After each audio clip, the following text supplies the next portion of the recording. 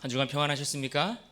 네, 오늘 이렇게 가족들과 함께 또 귀한 성도들과 함께 아름다운 계절, 또 이 명절에 또 하나님 앞에 예배할 수 있는 것이 얼마나 큰 기쁨이고 또 얼마나 큰 은혜인지 모릅니다. 여기까지 인도하신 하나님께 진심으로 감사를 드립니다. 우리가 한가위만 같아라 라는 이야기를 할 정도로 굉장히 풍성한, 풍족한 그러한 때가 바로 이맘때 아니겠습니까? 그러나 우리가 생각해 보면 명절이라는 것은 우리가 단순히 먹을 것이 풍성해서 우리가 입으로 먹고 나누는 그런 음식이 풍성해서 그것만을 나누고 그것만을 먹고 마시는 그것으로 다 하는 것이 명절이 아닌 것을 우리는 너무나 잘 알고 있습니다. 물론 지금도 작은 음식 한 그릇, 한 끼의 식사, 이것이 귀하고 또 이것이 필요한 분들이 물론 계시고 많이 있습니다. 그래도 생각해 보면 예전과 비교해서 오늘의 우리의 삶은 그때와는 사뭇 다르게 어떤 먹을 것이 없어서 힘들었던 그런 시대를 많이 지나오지 않았나 생각해 봅니다. 그래서 음식도 중요하지만 이 명절을 지내면서 우리에게 정말 중요한 것은 서로가 함께 마음을 나누고 덕담과 위로와 격려와 사랑의 아름다운 친교가 있는 그러한 때가 바로 이 명절의 기간들이 되어야 하지 않겠습니까? 특별히 성경에서는 이 명절을 어떤 의미로 우리에게 강조하고 있습니까? 하나님의 은혜를 기억하고 그 살아계신 하나님께 감사의 예배를 드리는 날들로 우리에게 가르쳐 주고 있습니다. 그런 의미들을 생각해 볼 때에 이러한 명절을 보낼 때에 우리에게 중요한 것은 단순히 음식이 아닌 듯합니다.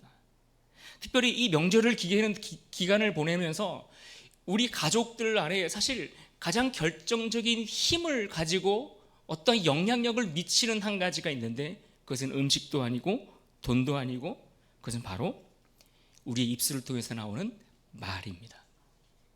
우리의 입술을 통해서 나오는 그 말 한마디 한마디가 사실 이 가족 전체의 분위기를 좌지우지할 정도입니다.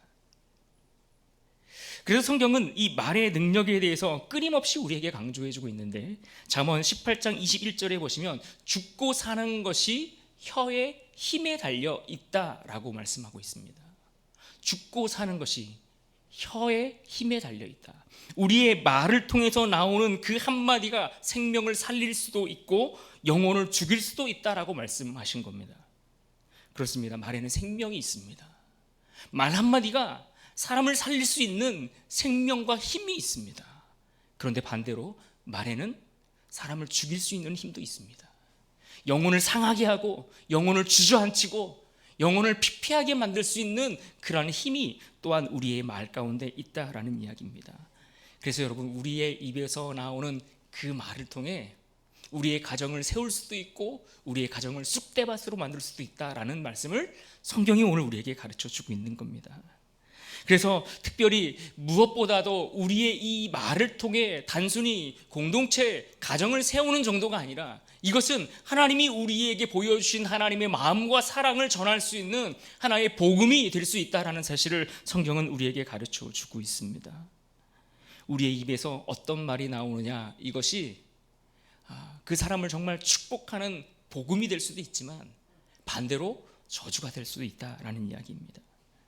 우리가 요즘처럼 복음을 전하고 전도하기 힘든 때가 또 있었을까 싶을 정도로 교회에 대해서 특별히 하나님의 존재에 대해서 진리에 대해서 거부하는 시대를 우리가 살아가고 있지 않습니까? 그런데 오늘 말씀처럼 생명을 전할 수 있는 그 말, 따뜻한 말 한마디를 통해 복음을 전할 수 있다면 여러분 이것만큼 얼마나 귀하고 값진 것이 또 있겠습니까? 그래서 우리가 만나면 고맙습니다, 사랑합니다, 괜찮을 거야 이렇게 격려해주고 위로해주는 말들, 여러분 이것은 단순한 인사가 아니라 하나님의 마음을 담은 복음이 되어 그들에게 생명으로 전달될 수 있음을 여러분 기억하실 수 있기를 바랍니다. 그래서 오늘 우리가 함께 고백하고 싶은 말이 있습니다. 한번 따라해 보실까요? 따뜻한 말이 복음입니다. 여러분 따뜻한 말이 복음입니다. 오늘 설교의 제목이지만 이 한마디 이 한 문장을 여러분 꼭 가슴속에 우리 마음속에 새길 수 있기를 부탁드립니다. 오늘 본문 에베소서 4장 29절의 짧은 한 구절의 말씀을 오늘 보았습니다. 짧은 말씀이지만 여기에는 사도 바울이 전하고자 하는 그 메시지의 선명함이 분명하게 드러나 있습니다. 바울은 에베소 교회 성도들을 향해서 또 오늘을 사는 우리들을 향해서 이렇게 말씀합니다. 무릇 더러운 말은 너희 입 밖에도 내지 말라. 더러운 말을 너희 입 밖에도 내지 말라. 여기서 더러운 말이라는 것은 무엇입니까? 썩고 부패한 것을 뜻합니다. 주로 상한 음식, 썩은 음식을 표현할 때 사용되는 단어가 여기에도 사용되었습니다. 그래서 마치 부패한 음식이 우리의 건강을 해치고 몸에 해로운 것처럼 썩은 말은 사람의 마음과 관계를 완전히 무너뜨리고 병들게 한다라는 말씀이죠.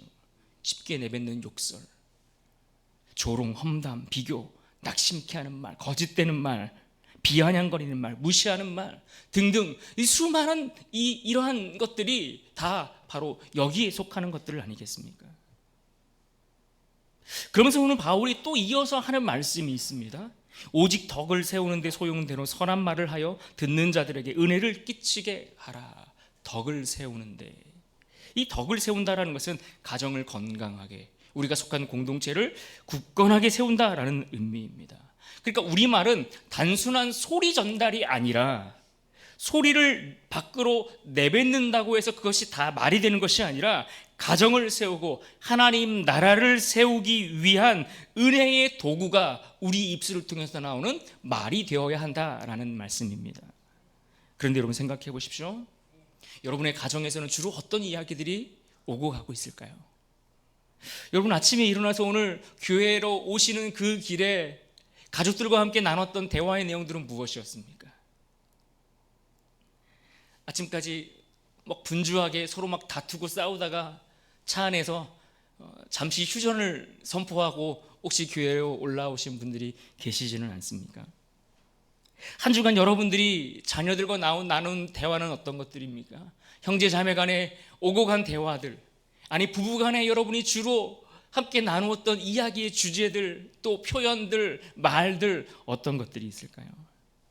그 말의 내용이 썩은 것들이냐 아니면 사람을 살리고 덕을 세우는 것들이냐라고 묻는 것입니다. 사람마다 자주 사용하는 단어들이 있습니다. 그러니까 내가 주로 어떤 단어를 사용하는가를 가만히 들여다보면 평소 우리가 어떤 말을 하고 있는가를 알 수 있는 겁니다. 가정에서 주로 우리의 대화가, 우리의 말들이 서로를 짓누르고 서로를 아프게 하고 가장 사랑한다고 말하면서 실제로는 더 힘들고 고통스럽게 하는 그러한 썩은 말들을 우리가 쏟아내고 있는지, 아니면 우리가 부족하지만 서로를 격려하며 위로하며 세워가며 그렇게 보듬어주는 따뜻한 말을 우리가 하고 있는가 하는 것을 우리가 돌아봐야 하는 것입니다. 하나님의 말씀인 이 성경 안에는, 이 성경 전체 속에서 이 말과 관련된 아주 중요성들을 강조하는 여러 구절의 말씀들이 소개되곤 합니다. 그래서 오늘 본문 외에도 몇 가지 구절들을 함께 살펴보려고 하는데요. 그 첫 번째는 잠언 15장 1절 말씀입니다. 같이 한번 읽어볼까요? 시작.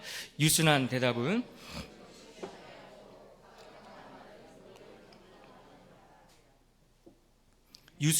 분노를 쉬게 하여도 과격한 말은 노를 격동하느니라. 여기서 분노라는 이 단어는 뜨거운 열, 그리고 해로운 독, 이제 이런 것들을 표현하는 그런 어원에서 파생된 말입니다. 그래서 극한에 이르는 아주 맹렬한 분노를 가리키는 표현이죠. 또 쉬게 한다라는 것은 돌이키게 하고 멈추게 하는 것을 뜻합니다. 그러니까 이 두 가지 의미를 생각해 보면 이 말씀은 부드럽고 정중한 말이 상대의 극렬한 분노를 가라앉힐 뿐만 아니라 그 마음을 평온한 상태로 돌이키게 한다라는 뜻이죠. 그런데 이 말씀과 달리 우리가 명절에 특히 가족들이 모였을 때의 분위기를 생각해 보면, 모이면 반갑고 즐겁고 행복한 시간들이 되어야 하는데 어떻습니까?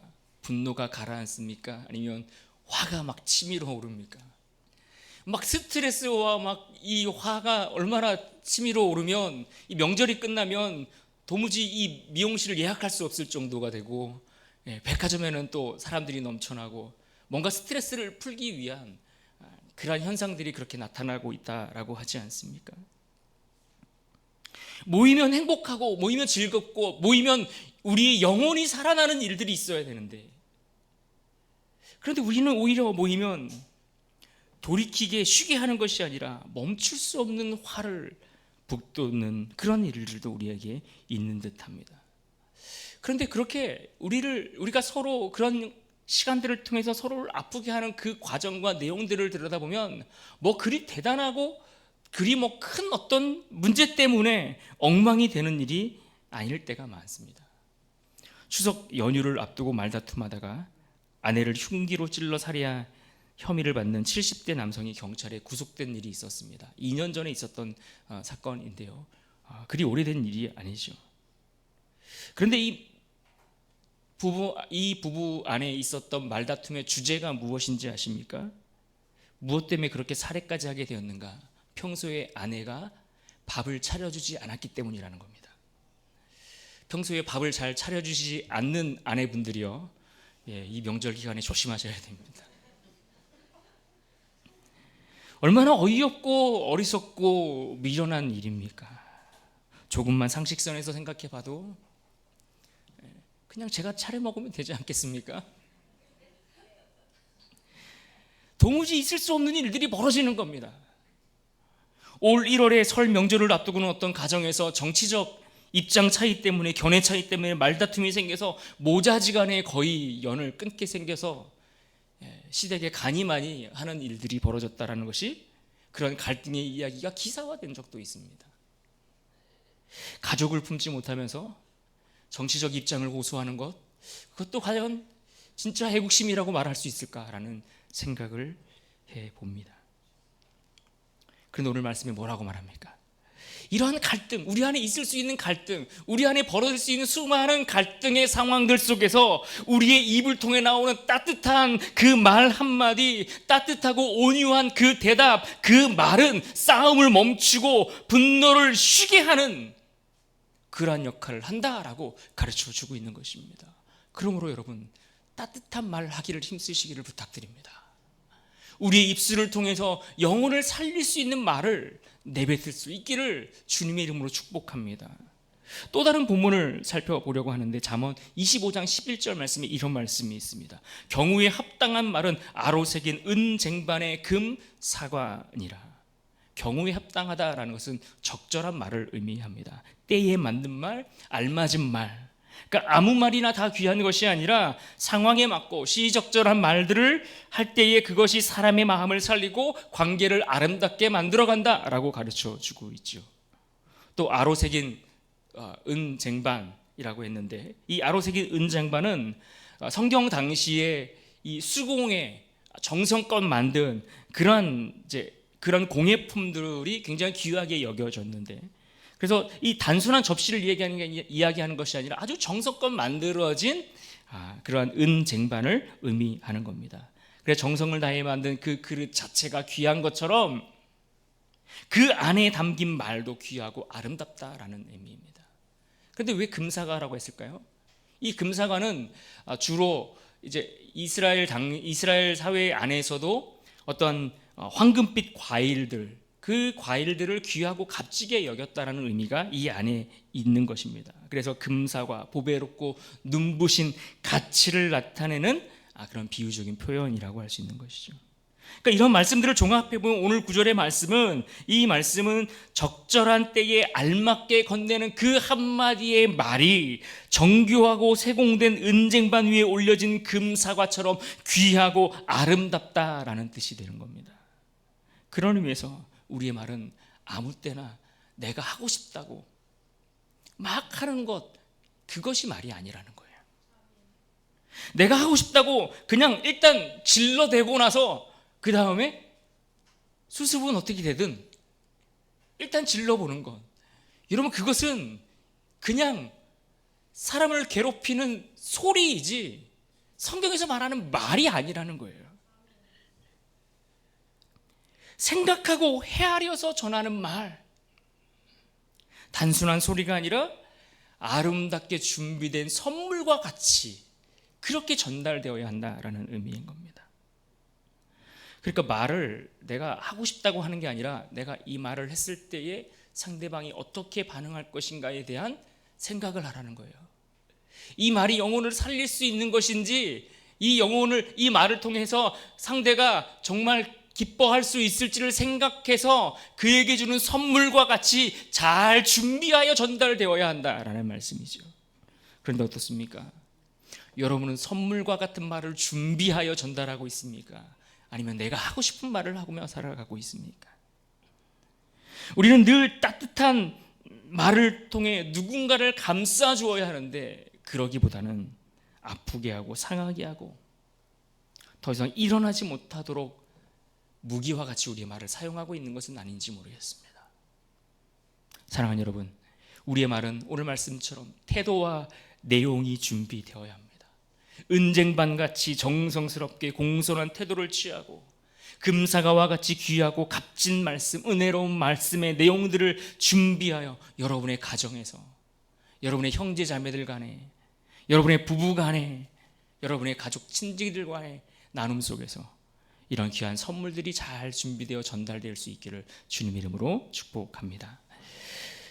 이번엔 신약으로 가서 말씀을 찾아보려고 하는데 골로새서 4장 6절 말씀입니다. 골로새서 4장 6절에는 사도 바울이 이렇게 권면합니다. 함께 읽어보겠습니다. 시작. 너희 말을 항상 은혜 가운데서 소금으로 맛을 냄과 같이 하라. 그리하면 각 사람에게 마땅히 대답할 것을 알리라. 항상 은혜 가운데서, 항상 은혜 가운데서 하라는 것은 하나님의 은혜 안에서 은혜가 가득한 태도를 이야기하는 것이죠. 또 소금으로 맛을 낸다는 것은 소금이 부패한 것을 방지하고 또 음식에 맛깔나게 하는 그 맛의 역할을 하는 것과 같이 그런 용도를 생각하라는 것입니다. 그래서 말은 은혜로워야 하지만 동시에 진리를 분별할 수 있는 것들을 담아내야 한다라는 그 의미가 이 안에 담겨 있는 겁니다. 은혜 없는 진리는 늘 차가운 것입니다. 무슨 말인가 하니, 맞는 말이라고 하면 다 되는 것이 아니라 맞는 말도 은혜로 포장해서 그것을 전달해야 한다라는 이야기이죠. 그러나 반대로 은혜는 있는데 진리를 분별하지 못하는 말도 문제가 된다라는 것입니다. 일상적인 예를 생각해 보면 가족들끼리 모여서 어떤 말들을 주로 많이 합니까? 오랜만에 만나면 야, 너 왜 이렇게 살이 많이 쪘니? 뭐 이런 얘기. 살만 빼면 너는 참 예쁜 얼굴인데 누가 모릅니까? 다 압니다. 왜 결혼 안 하니? 결혼 안 하고 싶어서 안 하는 게 아니라니까요. 왜 취업하는 얘기, 뭐 결혼하라는 얘기, 살 빼라는 얘기, 뭐 이런 거 여러분 몰라서 하기 싫어서 안 하는 사람이 누가 있겠습니까? 맞는 말이고 옳은 말이라 할지라도 그 말은 은혜로 그를 정말 사랑해서 전달하는 말이 아니라는 이야기를 하고 있는 것입니다. 그런데 우리는 늘 맞는 말 하는 걸 좋아합니다. 상대방이 어떻게 들리든지 정말 그를 진심으로 사랑하고 아끼는 마음에서 하는 말이라기보다는 그저 내가 하고 싶은 말을 할 때가 너무나 많은 겁니다. 그래서 가정에서는 진리와 원칙과 바른 가르침을 하되 이것이 위로와 격려와 감사와 사랑이 포함된 말들로 전달되어야 하는 겁니다. 그래야 자녀들도 믿음을 배우고 그 가르침의 본을 배울 수 있는 것이죠. 마찬가지로 교회에서는 무조건 좋게만 하는 말이 아니라 필요할 때는 진리로 바로 잡는 말들도 필요합니다. 그러나 궁극적으로는 이 말들이 어떻게 되는 겁니까? 영혼을 살리기 위해서, 그 영혼을 일으키기 위해서, 짓밟고 누르고 주저앉히기 위해서 하는 말들이 아니라 살리기 위해서, 일으키기 위해서, 돌아오게 하기 위해서 하는 말들이어야 한다는 겁니다. 그럼 여러분, 맞는 말을 하는 것이 아니라 이 맞는 말을 어떻게 할 것인가가 중요한 겁니다. 정말 그를 사랑한다면 이 말을 어떻게 표현할 것인가, 진심으로 그를 위한다면 이 말이 어떻게 전달되어야 할 것인가를 생각해야 하는 겁니다. 그래서 오늘 말씀에 골로새서 4장 6절의 말씀에 각 사람에게 마땅히 대답할 것을 알게 하리라. 직장에서 사회에서도 마찬가지라는 겁니다. 우리의 말들을 통해 그리스도의 복음이 흘러갈 수 있도록 준비된 말들, 이런 은혜로운 태도, 진리의 맛을 함께 담아 표현하라라는 뜻이죠. 그러므로 여러분 기억하십시오. 은혜 없는 진리는 칼이 되고 진리 없는 은혜는 힘을 잃어버리게 되는 것입니다. 그러기에 우리의 말은 은혜와 진리가 함께 담긴 소금과 같아야 한다는 이 말씀의 의미를 여러분 가슴 깊이 새길 수 있기를 부탁드립니다. 마지막 한 구절을 더 찾아보겠습니다. 야고보서 3장 5절로 6절 말씀입니다. 우리 한 목소리 읽겠습니다. 시작. 이와 같이 혀도 작은 지체로 돼 큰 것을 자랑하도다. 보라, 얼마나 작은 불이 얼마나 많은 나무를 태우는가. 혀는 곧 불이요 불의의 세계라. 혀는 우리 지체 중에서 온몸을 더럽히고 삶의 수레바퀴를 불사르나니 그 사르는 것이 지옥불에서 나느니라. 아멘. 방금 읽은 이 말씀은 성경에서 이 말과 혀에 관한 그 말씀 중에서도 가장 많이 알려져 있는 본문이기도 합니다. 혀가 너무나 작지만 그 영향력이 이처럼 크다라는 겁니다. 우리의 혀는 불과 같아서 잘못 번지면 큰 재앙이 될 수 있다라는 이야기죠. 우리가 최근 몇 년 동안에 우리나라가 이 산불로 인한 그런 어마어마한 피해들을 우리가 많이 경험하지 않았습니까? 심지어 이 혀, 이 말, 이것을 가리켜 뭐라고 표현하고 있습니까? 불의의 세계라고 표현했습니다.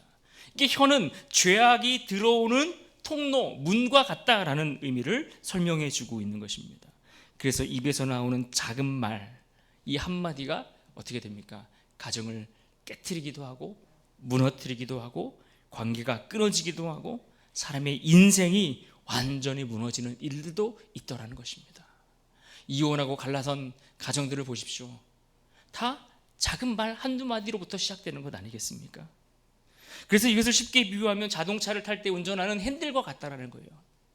내 입을, 내 말을 잘 조절하지 않으면 어느 방향으로 차가 달려갈지 모른다라는 것이죠. 오른쪽으로 조금만 틀어도 살짝 틀은 것 같지만 가다 보면 전혀 엉뚱한 길로 갈 수 있는 것입니다. 불씨와 같다고 했습니다.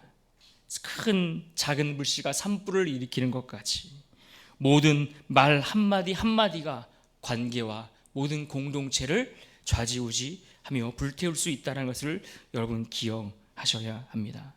그래서 여러분 신앙생활하면서 말을 잘 못하시는 분들이 있지 않습니까? 입만 열면 상처 주시는 분들이 다른 교회는 참 많이 있는데 여러분 이 말을 잘 못하시는 분들, 아니 말만 하면 누군가에 상처를 주시는 분들, 이런 분들은 정말 그 신앙을 점검해 볼 필요가 있는 겁니다. 바른 신앙, 성숙한 신앙을 가지고 있는 사람들 중에 말을 가지고 사람들에게 상처 주는 사람들은 흔치 않습니다. 미성숙한 신앙, 잘 자라나지 못한 신앙, 그런 사람들이 주로 말을 통해 사람들에게 상처를 주고 아프게 하는 일들이 너무나 많이 있습니다. 그래서 여러분, 우리가 입을 열 때마다 교회 안에서도 누군가에게 상처를 주는 사람들이 아니라 누군가를 격려하고 세워줄 수 있는 아름다운 말들이 오가는 공동체가 되면 좋겠습니다. 그래서 우리의 혀를 우리가 통제할 수 없기에 성령님께 맡기는 겁니다. 우리의 입술을 성령님께 의탁하는 겁니다. 성령께서 오늘도 우리 입술을 주장하셔서 복음의 도구가 되게 하시고 복음의 통로가 되게 하시기를 그분께 맡겨드리는 것이죠. 그래야 비로소 우리의 혀가 통제될 수 있는 것입니다. 그래야 말이 불이 아닌 빛이 될 수 있는 것입니다. 그래서 우리가 늘 하나님 앞에 우리 입술에 절제함을 주시기를 위해서 기도할 수 있어야 됩니다. 절제하고 지혜롭게 말하고, 이것이 우리의 기도 제목이 되어야 합니다. 소통의 전문가로 대중들의 사랑을 받고 있는 김창옥 씨가 이런 말을 자주 하곤 합니다. 당신이 처음에 하고자 한 것이 잘 되지 않았다 하더라도 당신은 소중합니다. 꽃이 예뻐 보이는 이유는 내 안에 꽃이 있기 때문입니다. 어떻게 이런 표현들을 쓸까요? 저에게서는 잘 나오지 않는 표현들인데, 또 이런 말도 했습니다. 마음 아픈 일이 있었다면 그건 당신이 그 사람에게 진심이었다는 뜻입니다. 너무나 마음이 따뜻해지는 말들 아닙니까? 어쩌면 이 한마디 한 문장 한 구절 한 구절이 마치 복음의 말처럼 들려질 정도입니다. 실패와 실수에도 불구하고 하나님이 우리를 소중히 여기신다는 말씀과 너무나 닮아 있는 말들입니다. 사랑하는 여러분, 우리가 이 추석 명절 가운데 우리의 말도 이런 아름다운 도구가 되면 좋겠습니다. 그래서 부모님들께는 감사합니다, 사랑합니다, 부모님의 사랑 덕분에 여기까지 왔습니다 라고 표현하고 전할 수 있으면 좋겠습니다. 자녀들에게는 이번 시험 뭐 잘 봤냐 이런 거 물어보지 마시고 좀 그들의 미래에 대해서 축복하시고 하나님을 닮은 귀한 자녀임을, 하나님께 너를 통해서 놀라운 일을 하실 거라는 그러한 이야기들을 격려들 해주면 어떻겠습니까? 그리고 배우자 안에는 서로를 존중하는 마음으로 덕분에 당신 때문에 든든하고 함께해 줘서 고맙다는 말 꼭 전하면 좋겠습니다. 우리 예수님도 이 땅에 계시는 동안에 언제나 하셨던 말씀들은 대부분 따뜻한 복음이 담긴 말씀들이었습니다. 폭풍 속에 두려워하던 제자들을 향해서 안심하라, 나니 두려워하지 말라라고 말씀하셨습니다. 죄책감에 눌려있던 여인들에게는 나도 너를 정죄하지 않을 것이니 가서 다시는 죄를 짓지 말라라고 말씀하셨습니다. 심지어 낙심한 제자들에게 예수님은 찾아오셔서 너희에게 평강이 있을지어다 라고 말씀하셨죠. 그러니까 예수님의 입술을 통해서 전해졌던 말씀들은 이처럼 따뜻한 말들, 아니 그 안에 복음을 늘 입술을 통해 우리에게 전하셨던 것을 여러분 기억하실 수 있기를 바랍니다. 그래서 오늘 이번 명절을 기점으로 우리의 입술에도 우리의 말에도 이와 같은 변화들이 있으면 좋겠습니다. 우리의 가정과 교회와 여러분이 속한 공동체에서 여러분의 입술을 통해, 여러분의 말을 통해 그들을 살리고 그들을 예수 그리스도의 사랑 앞으로 돌아오게 하는 아름다운 복된 말, 따뜻한 말이 여러분의 입술을 통해 전해지면 좋겠습니다. 꼭 이 말씀을 기억하시고 여러분이 있는 그곳에서 우리 입술을 통해 아름다운 말을 전하면 좋겠습니다. 우리 다시 한번 오늘 말씀을 마치면서 함께 따라합시다. 따뜻한 말이 복음입니다. 따뜻한 말이 복음입니다. 이 말씀을 새기시고 이 말을 통해 여러분의 가정을, 여러분의 자녀들을 또 하나님 나라를 세워가실 수 있기를 주님의 이름으로 축복합니다. 아멘.